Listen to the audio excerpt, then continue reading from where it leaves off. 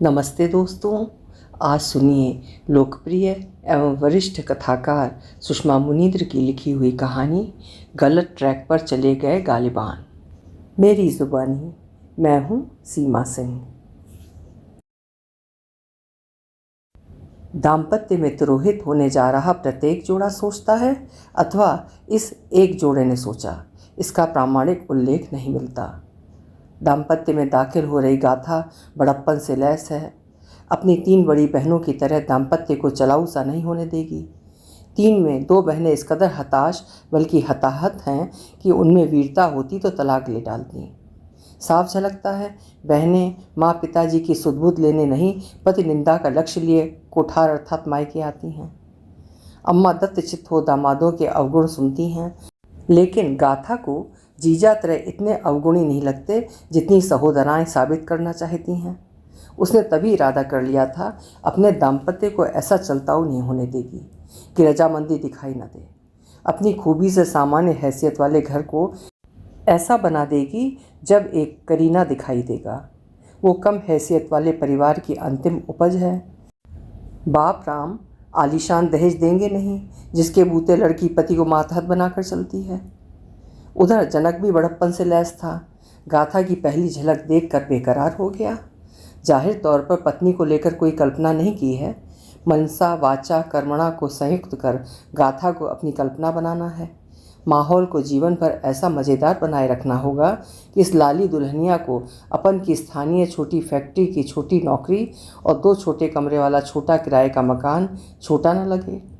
अम्मा बाबू पता नहीं क्यों लड़ते हैं। उन मुद्दों पर भी लड़ते हैं जिन मुद्दों पर सहमत होना अधिक स्वाभाविक होना चाहिए। जैसा कि आमतौर पर होता है, दाम्पत्य का श्री गणेश सकुशल अवस्था में हुआ। नएपन का नयापन, नएपन की खुमारी, नएपन का संकोच, नएपन का रोमांच। जनपद में रहते हुए 3रा साल है, पर जनक को जनपद, घर, दफ्तर, रास्ते ऐसे चमकदार न लगते थे जैसे गाथा की सोहबत में लग रहे हैं। सब कुछ संपूर्ण और सुहाना है। आमतौर पर रुष्ट सा दिखने वाला जनक का चेहरा उपकृत सा दिखने लगा है।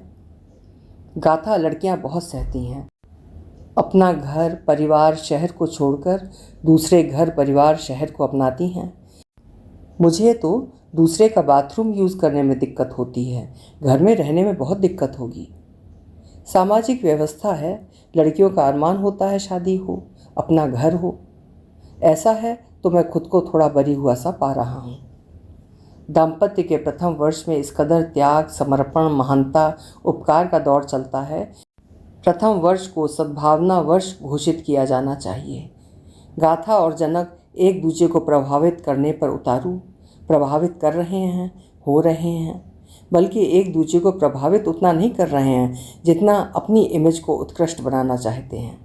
कोशिश रहती है गलतियां बेवकूफ़ियां न करें, दूसरे की गलतियों बेवकूफ़ियों पर ध्यान न दें, ध्यान चला जाए तो दिल से न लगाएं। जनक को गाथा का चुप रहना अच्छा लग रहा है, गाथा को जनक का बहुत बोलना। जनक को गाथा का करीना और शालीनता सुहा रही है, गाथा को जनक की लापरवाही और फिजूल खर्ची। जनक नहाने के बाद स्नान गृह में शैम्पू का फेन छोड़ देता है, गाथा बहा देती। गीला तौलिया बिस्तर पर फेंक देता, गाथा धूप में बगरा देती। पहने हुए पैजामे को 2 गोले की शक्ल में भूमि पर उतारकर खूंटी में टंगा पतलून पहनकर जनक फैक्ट्री चला जाता। पैजामे की पोजीशन देखकर मुस्कुराती गाथा पैजामा तहा देती। पहले जनक फैक्ट्री से लौटकर पतलून खूंटी में टांगता और 2 गोलों के आकार में धराशायी पड़े पैजामे के गोलों में एक एक पैर रखकर पैजामा पहन लेता था। अब पैजामे को यथा स्थिति में पाकर लजाता कम, हैरान अधिक होता। पैजामा ज़मीन पर ना मिले तो मुझे लगता है किसी दूसरे सज्जन के घर में घुस आया हूँ। गाथा पड़ा रहने दिया करो, मैं हॉस्टल में यही करता था। यह हॉस्टल नहीं, घर है। उम्दा किस्म के कोऑर्डिनेशन के साथ दाम्पत्य का प्रथम वर्ष, जो वस्तुतः त्याग वर्ष माना जाना चाहिए, संपन्न हुआ। दूसरे वर्ष के जोर पकड़ते ही नएपन का नयापन काफ़ी हद तक कम हो गया। दोनों को एक दूसरे की वो कमियां, खराबियां, गलतियां दिखाई देने लगीं जो अब तक दिखाई नहीं दे रही थीं। तरी वाले मसालेदार भोजन के प्रलोभी जनक को गाथा द्वारा रचित सादा भोजन अत्याचार की तरह लगने लगा। दाम्पत्य को अक्षत रखने के लिए वो अपने गांव में अक्सर पधारने वाले एक तपसी महाराज के फार्मूले, एक थाली में खाने से पति पत्नी में प्रेम बढ़ता है, का डे 1 से पालन करते हुए गाथा के साथ एक थाली में खा रहा है।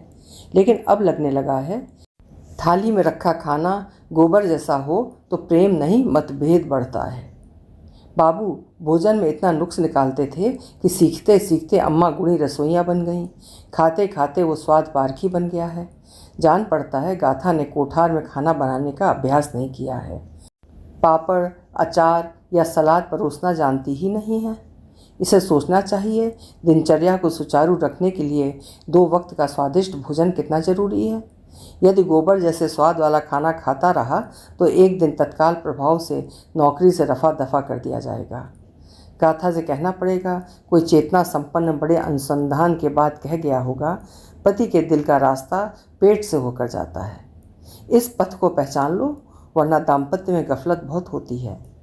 वो अक्सर बेगैरत सा चेहरा बनाकर खाता है कि गाथा उसकी अरुचि समझ ले, लेकिन मूढ़मती वैसे तो चुप रहती है, लेकिन खाते समय नियम पूर्वक पूछती है, खाना कैसा बना है। विरक्त मुंह बनाए कहना पड़ता है, ठीक बना है तभी ना खा रहा हूँ। गाथा इस प्रतिक्रिया पर पता नहीं क्या सोचती है। इतना चुप रहती है कि सुराग नहीं मिलता। कुछ सोचती है। वैसे वो सिर्फ 1 वर्ष पुरानी पत्नी है। उसकी त्रुटि बताना मानवीय नहीं लग रहा है। आलोचना सुनकर कह सकती है, प्यार का बुखार उतर गया मियाँ। समझाना पड़ेगा ना उतरे, इसीलिए थोड़ा निर्देशित करना है।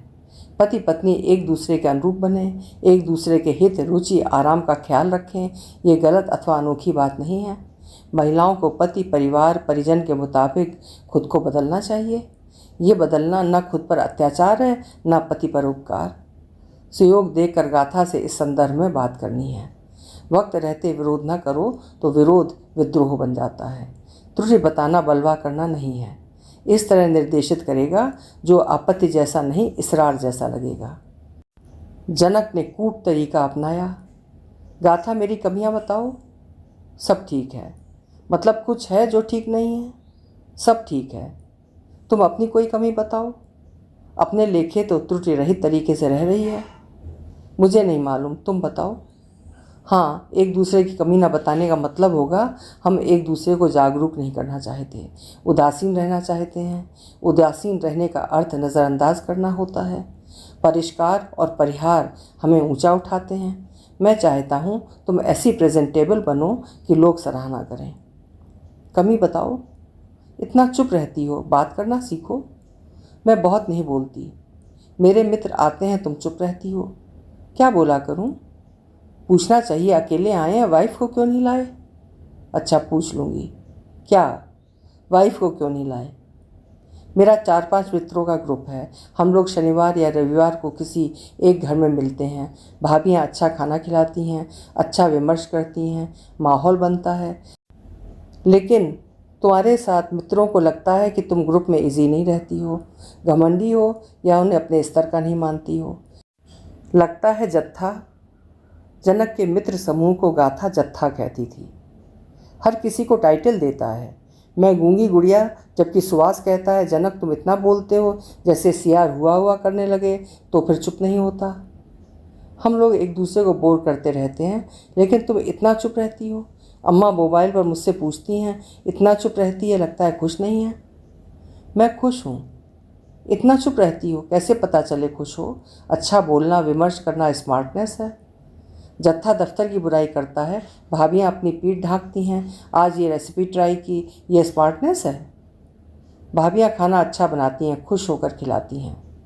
तुमने कभी नहीं कहा मैं अच्छा खाना बनाती हूँ। सादा बनाती हो, मुझे चटपटा पसंद है। तेल मिर्च सेहत खराब करते हैं, लेकिन मेरे बाबू तो हट्टे कट्टे मजबूत हैं। मेरे पिताजी सादा खाना खाने की सलाह देते हैं। क्योंकि गाथा तुम्हारे बाबूजी को डायबिटीज़, हाई बीपी, कई रोग हैं। चटपटा खाने से उनकी तबीयत नासाज हो जाती है। लेकिन तुम सादे भोजन का प्रयोग मुझ पर मत करो। मैं प्रयोगधर्मी नहीं हूँ। अच्छा खाना बनाना कठिन नहीं है, सीख लोगी। मेरा वश चले तो मैं भी सीख लूँ। मेरा वश चले तो खर्राटे लेना मैं सीख लूँ। जनक विमूढ़ हो गया। समझौते पर आना चाहता है, लेकिन एक खर्राटे लेने जैसा वैमनस्य दिखाना चाहती है। अपना बोरा बिस्तरा बैठक में समेट ले जाऊंगा। मैं समेट लूँ, लेकिन माचिस की डिबिया जैसे छोटे बैठक में 4 कुर्सियाँ मुश्किल से समाई हैं। खटिया नहीं समाएगी। खटिया किचन में रख लो। चूहे और झींगुर तादाद में हैं। तुम्हारे खर्राटे और झींगुर की चिचियार में फ़र्क नहीं है।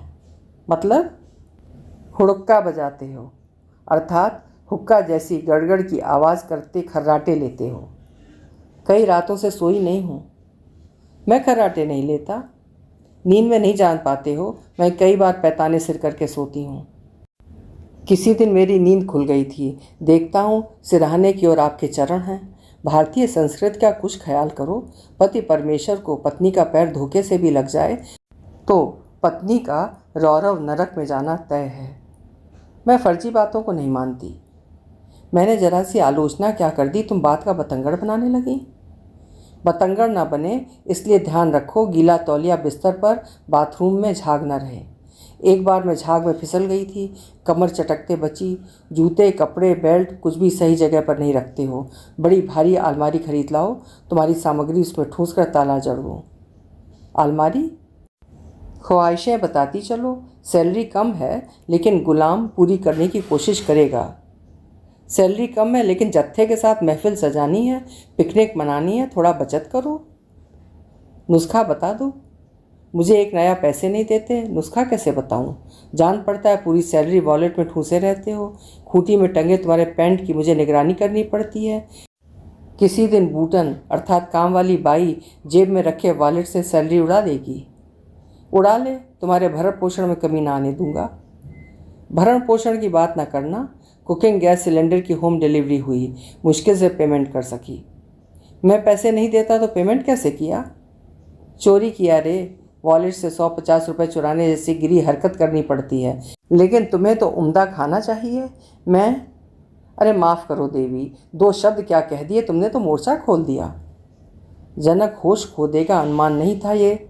उसकी कमियों, खराबियों, गलतियों पर पैनी नज़र रखती है। ऐसी कमियां गिना रही है जिनके लिए सोचता था उसमें है ही नहीं। वो इसरार कर रहा था, ये शीलवती कन्या तकरार पर उतर आई। ऐसे अपरिचित से कारण बता रही है जिन्हें गलतियां बिल्कुल नहीं कहा जा सकता। इसके साथ इतनी औपचारिकता नहीं बरतनी चाहिए थी। औपचारिकता अब तो बेवकूफ़ी बल्कि ढोंग लग रही है। क्या पता था जिस कंठ में मधु भरा रहता था उस कंठ से धतूरे जैसा स्वर निकालेगी। स्थिति का लाभ उठाने में माहिर लगती है। ना निर्देश मानेगी, ना सलाह सुनेगी। गीला तौलिया बरगाने, झाग बहाने में सुकुमारी की कमर पिराती है। दाम्पत्य में बेवकूफ़ी के अलावा कुछ नहीं रखा। जोर का झटका धीरे से नहीं, जोर से लगा है। झटके पर झटका। फैक्ट्री ले जाने के लिए गाथा ने असावधानीवश लंच बॉक्स में पराठों के साथ लवण रहित सब्जी रख अगला झटका दे दिया। जनक ने इसे षड्यंत्र माना। फैक्ट्री से लौटकर लंच बॉक्स गाथा के सम्मुख उलट दिया। टीवी पर पुरानी फिल्में देखने से फुर्सत मिले तो सब्जी में नमक डालने का होश रहे। मैंने सब्जी खाई तब पता चला नमक डालना भूल गई हूँ। अच्छा खाना ना मिले तो मेरी बुद्धि काम नहीं करती है। हाथ मुंह धो लो, चाय लाती हूँ। तिरक तेवर में जनक स्नान गृह में चला गया। झुककर बाल्टी से पानी लेते हुए शर्ट के ऊपरी जेब में रखा सेल फोन बाल्टी में गिर गया। पानी में सराबोर मोबाइल लिए रसोई में चाय बना रही गाथा के सम्मुख पहुंचा। अच्छा खाना ना मिले तो मेरी बुद्धि काम नहीं करती। सेल फोन पानी में गिर गया। नमक का ध्यान रखूंगी। नमक का ध्यान रखने से मेरा सेल फोन रिपेयर नहीं हो जाएगा। वो बड़प्पन तिरोहित हो गया जिससे ये जुगल जोड़ी लैस थी। दोनों एक दूजे की त्रुटियां ढूंढते पाए जाते हैं। तकरार का सिलसिला थम नहीं रहा है। कितनी बार जंग हुई, कितनी बार जनक ने हंगामा किया, गाथा ने क्रंदन, इसका मुकम्मल प्रमाण नहीं मिलता। क्रंदन करती पराजित गाथा बिस्तर पर पड़ी रहती। जनक वैसा नहीं रहा जैसा ओपनिंग में था। वेदना होती है। मैं बेगैरत इंसान पर न्यौछावर हुई। मुझे एक थाली में खाना असहज करता है, फिर भी थाली शेयर करती हूँ। ये बड़े बड़े कौर जल्दी जल्दी चबाते हुए मेरे हिस्से का काफ़ी कुछ उदरस्त कर लेता है, लेकिन मैं चुप रहती हूँ। शालीनतापूर्वक छोटे छोटे कौर खाते हुए अक्सर भूखी रह जाती हूँ, लेकिन इसे उम्दा भोजन चाहिए। मैं क्या करूँ, कैसे रहूँ? मेरी कमियाँ बताकर पर्यवेक्षक बनता जा रहा है। मैं अपनी कुलीनता में रहना चाहती हूँ, ये मेरी छवि बिगाड़ रहा है। विवश होकर मुझे इसकी त्रुटियां बतानी पड़ी। अब स्थिति ये है कि मैं इसकी त्रुटियां ढूंढने में वक्त बर्बाद करने लगी हूँ। इसकी त्रुटि ढूंढते हुए खुद 4 त्रुटियां कर डालती हूँ। नहीं सोचा था इतना लाचार हो जाऊंगी। दाम्पत्य के जोखिम पहचान में आने लगे हैं। नक्षत्र ना बदले तो दाम्पत्य को चलता सा होना ही है। वक्त ऐसा आ गया है जब बात बात पर तलाक हो रहे हैं। ऐसा होता है तो सहोदराएं मंगल मनाएंगी। गाथा बड़ा संकल्प करती थी, तलाक लेकर हमसे 2 कदम आगे निकल गई। अब कुछ सोचना होगा। चिंतन से रास्ते निकलते हैं। मुझे लाचार नहीं कल्पनाशील बनना चाहिए। छोटी छोटी लड़ाइयाँ जनक की तन्मयता नष्ट कर देंगी। मोबाइल ख़राब हुआ है, आगे न जाने क्या क्या ख़राब होगा। प्राइवेट बॉडी में जॉब करता है, ध्यानपूर्वक काम न करेगा तो निकाल दिया जाएगा। अभी अक्सर भूखी रहती हूँ, तब दाना नसीब ना होगा। मैं समन्वय बनाऊंगी। समन्वय आसान और सुविधाजनक नहीं है तो कठिन और असुविधाजनक भी नहीं है। सच पूछो तो चटपटा भोजन पसंद करना गुनाह नहीं है। पिताजी घर के मुखिया हैं, कोठार में उनकी पसंद का खाना बनाना पड़ता है। इस घर का मुखिया जनक है, मुझे उसकी पसंद को प्राथमिकता और महत्व देना चाहिए। वो वाचाल है, लेकिन इसे खता नहीं कहा जा सकता। सच ये है वो उतना नहीं बोलता जितना मैं चुप रहती हूँ। गूंगी गुड़िया, जत्थे ने सही टाइटल दिया है। इतना कम बोलती हूँ कि महफिल में असामाजिक तत्व की तरह लगती हूँ। बोलना चाहती हूँ लेकिन मौके पर उपयुक्त शब्द नहीं मिलते। दिन भर पुरानी फिल्में देखती पड़ी रहती हूँ। पुरानी फिल्में अर्हता नहीं बढ़ाएंगी। ज्ञान बढ़ाने वाले कार्यक्रम देखूंगी, विमर्श करना सीखूंगी, अपने व्यवहार में संशोधन करूंगी। ऐसी चेष्टा करनी होगी जो प्रयत्नपूर्वक किया जा रहा उपक्रम नहीं, स्वाभाविक लगे। ये त्याग नहीं, एक अच्छा तरीका है। मेरी कुलीनता वापस लौटेगी। साथ ही जनक में ओपनिंग वाला बड़प्पन थोड़ा भी बचा होगा तो ग्लानि के तड़ाग में डूब जाएगा कि सकारात्मक भाव उसने क्यों ना दिखाया। खुद को आमूल चूल बदल कर गाथा ने जनक को एक और झटका दे दिया। जनक को चिंतक की मुद्रा में आना पड़ा। गाथा न्यूज़ चैनल देखती पाई जाती है। रसोई में नानाविध प्रयोग कर चटपटे व्यंजन बनाती है। महफिल जमाने के लिए वीकेंड पर जत्थे को आमंत्रित करती है। जत्थे से इस तरह वार्ता करती है मानो दिन भर अच्छे वक्तव्य की तैयारी में लगी थी। जत्था उसकी ओर केंद्रित होता जा रहा है। शक होता है लाइन मार रहा है। मैं बोलना चाहता हूँ तो जत्था दिल लगी करता है। गाथा से मिलने आए हैं, तुम्हें झेलने नहीं। गीला तौलिया बिस्तर पर फेंक, बाथरूम में जाग छोड़ मैं घर का नज़ारा बिगाड़ता हूँ और ये त्यागमयी मुद्रा बनाए व्यवस्था बना देती है। मुझे अंदाज है एक थाली में खाते हुए इसे सहूलियत नहीं लगती, लेकिन चेहरे के भाव यूँ बनाए रखती है मानो धन्य हो रही हो। पता नहीं क्यों लगने लगा है उसने बाजी मार ली है। मैं हार रहा हूँ। पराजय की बात ना भी हो लेकिन पछतावा सा हो रहा है। पता नहीं क्यों गाथा का तरीका उचित लगने लगा है। सादा खाना उत्तम होता है। छुट्टी छपाटी पर कुछ स्पेशल बने वो अलग बात है। जब से रेसिपी ट्राई करने लगी है रसोई में एक न एक सामग्री का टोटा पड़ा रहता है। जत्थे के लिए कढ़ा भर बनाने में मेरा अल्प वेतन होम हो रहा है। तरी वाला भोजन में लपलपा कर खाता हूँ, जबकि मिर्च की अधिकता से गाथा हिचकती है या बार बार पानी पीती है। हिचकती है लेकिन बोलना जारी रखती है। सच कहूँ तो चुप रहती थी तब स्वाभाविक लगती थी, खूब बोलते हुए बनावटी लगती है। दरअसल चुप रहना उसका स्वभाव है। संस्थागत पारिवारिक अनुशासन से आई है। उसके पिताजी लड़कियों का लड़कों से मेलजोल नहीं होने देते थे। उसकी चुप रहने की आदत हो गई। सच ये भी है गाथा को बोलने का मौका नहीं देता हूँ। इतना बोलता हूँ कि बीच में किसी का बोलना दखल की तरह लगता है। इमीडिएट बॉस टोक देते हैं, जनक कम बोलो काम अधिक करो। बातूनी लोग अक्सर ऐसी बातें करते हैं जो किसी का भला नहीं करती। जत्था अलग दिल लगी करता है। जनक बहुत बोलते हुए तुम बेहतरीन बेवकूफ़ लगते हो। एक दिन खूब बोलते हुए खुद को आईने में देखो कितने बेवकूफ़ लगते हो। सचमुच बेवकूफ़ हूँ। उत्तम व्यवहार कर रही गाथा को इतना दखल दिया कि उसने व्यवहार में मेरा असर पैदा कर लिया है। वाचाल हो रही है, रोज़ नई नई ज़रूरतें बता रही है। बचत करने की सलाह देती थी, अब सैलरी उड़ाकर दम लेगी। और अब लगता है बात कुछ नहीं है, बस इतनी है कि बाबू की तरह पुरुष अहम से कंठ तक भरा हुआ हूँ। अम्मा खुद को बाबू के अनुकूल बनाती गई। बाबू रत्ती भर न झुके। सोचना होगा क्योंकि अहम दाम्पत्य का सत्यानाश कर देता है।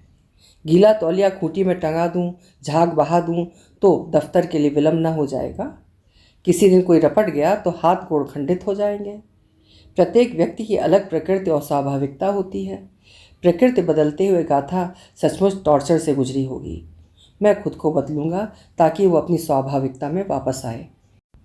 आखिर दाम्पत्य साझा भागीदारी है। प्रयास, प्रयोजन, परिणाम साझा होना चाहिए। मैं नम्र बनूंगा, वरना गाथा को अहंकार हो जाएगा कि दाम्पत्य उसके प्रयास से गतिमान है। तो अब गाथा से दूर नहीं गया हूँ कि करीब आऊँ, फिर भी और करीब आने का जतन करूँगा। खुद को बदलूंगा, वो तो बदल ही गई है। 2 कदम चलूँगा, वो तो चल चुकी है। गाथा की तरह खुद को खुफिया तरीके से यूँ बदलूंगा कि मोहतरमा को खबर ना होगी। मेरे व्यवहार पर हतप्रभ हो ना हो, खुश तब भी होगी। गाथा, खाना लगाओ। गाथा एक थाली में परोस लाई। कटहल की सब्जी तुम्हें पसंद है, देखो कैसी बनी है। एक थाली में न परोसा करो। क्यों? प्रेम बढ़ता है एक थाली में खाने से? लालच बढ़ता है। अंदाज नहीं मिलता कौन अधिक खा गया कौन कम। मैं गले तक ठूंस लेता हूँ। खूब खाओ, चटपटा बनाने लगी हूँ। नहीं, सादा बनाओ, सेहत ठीक रहती है। मुझे अच्छा लग रहा है। पता नहीं था अच्छा खाना बनाना और खाना इतना संतोष देता है। कल इतवार है, जत्थे को लंच पर बुलाओ, दाल बाटी चूरमा बनाऊंगी। अरे नहीं, बेकार थकोगी। वीकेंड पर एंजॉय करो, तुम्हारी वर्किंग एफिशिएंसी बढ़ेगी। रेस्ट के लिए एक इतवार ही तो मिलता है।